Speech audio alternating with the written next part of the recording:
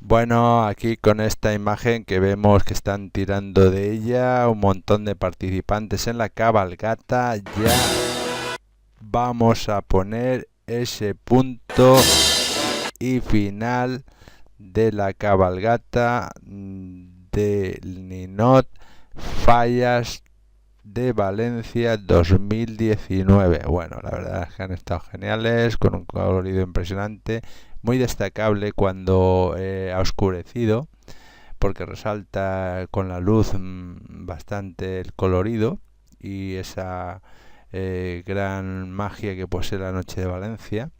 Bueno, espero que os haya gustado el vídeo y nos vemos en un próximo vídeo.